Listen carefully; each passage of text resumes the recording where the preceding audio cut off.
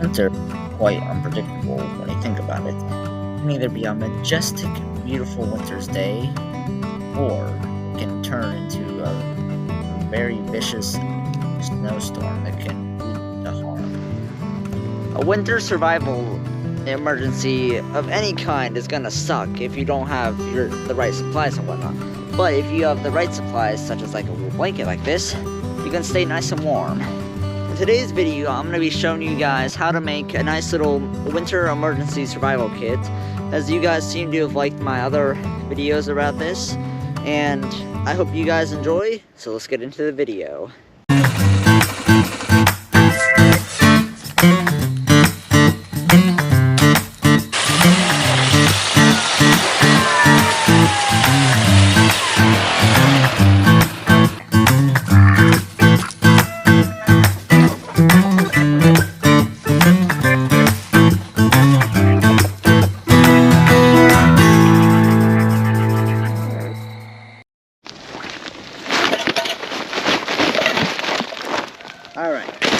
Alright everyone, before I get into the video, I'm going to explain something about this winter survival bag.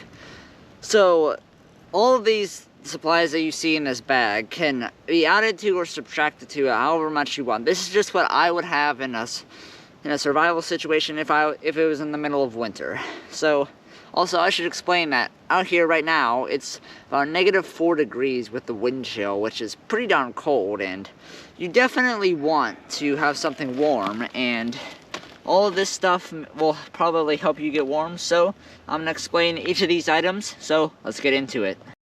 Okay, first up everyone, we're going to talk about the basic necessities that you need to have in a kit.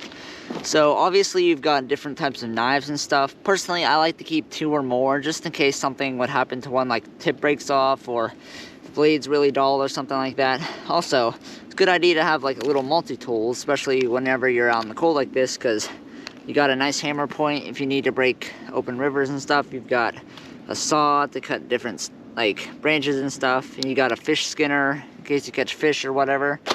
Also, you've got like your rope and stuff. This will help keep your shelter tied down really nice. Also helps that you can make like fishing line out of this, and also since this is twine here, you can also turn this into a nice fire starter.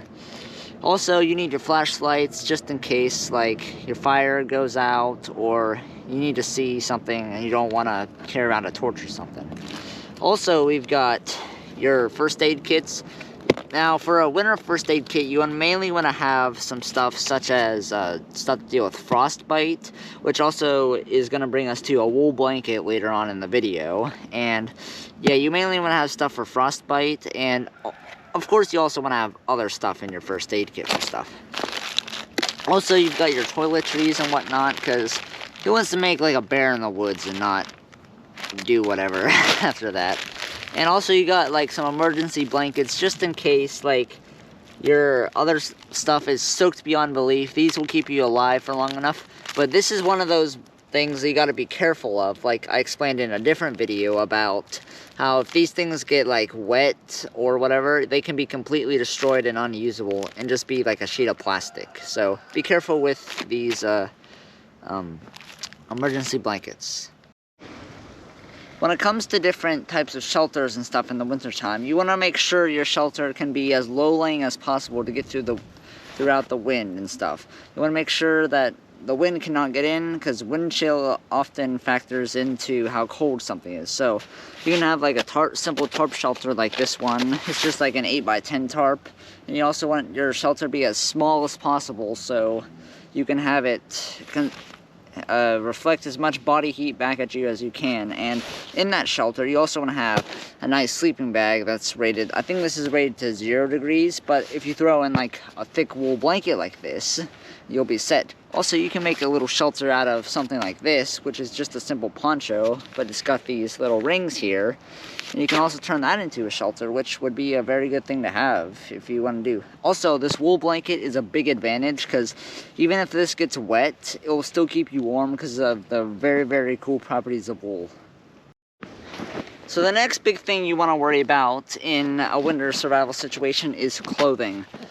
You want to mainly focus on having a bunch of wool clothing, as cotton, when it gets cold and wet, it will not keep you warm at all. But if you have socks like these thick wool socks, I paid about $15 for a 2-pack of these. These will keep you nice and warm even if they get wet, which is nice. Also, get yourself a nice knit cap. That will keep you super duper warm as well. And like I said earlier, stay away from cotton as much as possible when building your bag, because otherwise you'll probably be very cold if you get wet somehow.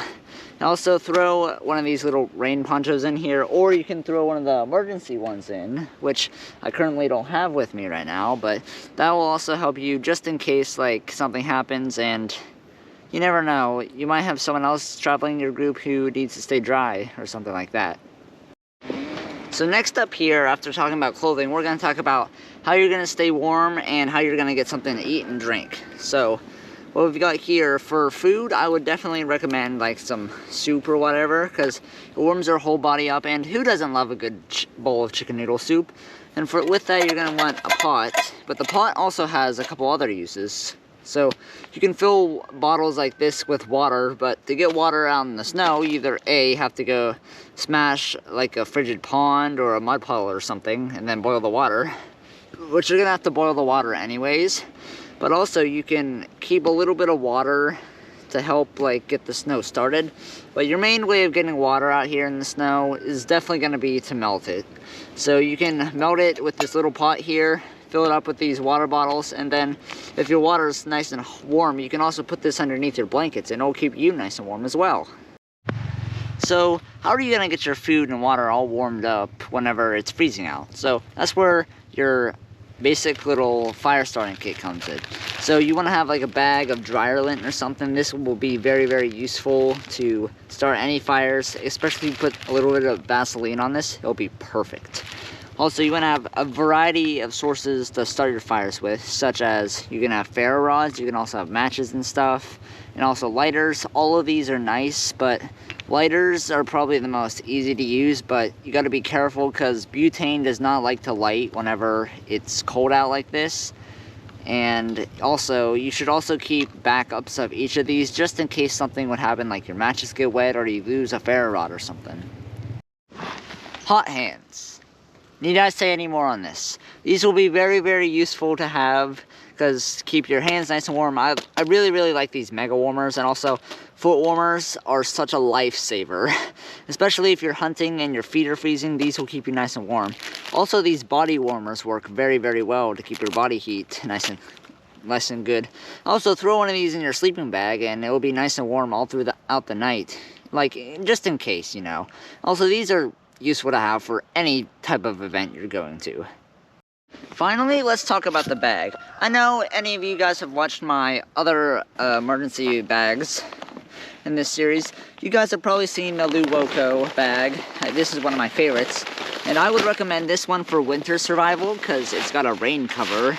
Like, just put this and it goes right over your bag, all nice.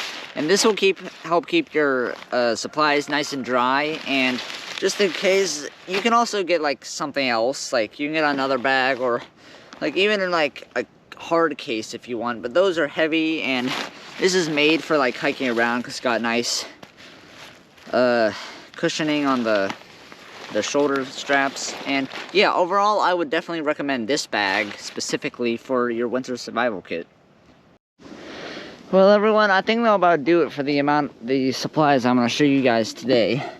I want you guys to let me know, what do you guys think of this video, and can you guys, thank you for that. Can you guys please give me suggestions for new video ideas down in the comment section down below. And anyways, God bless you all, thank you so much for watching, and good night.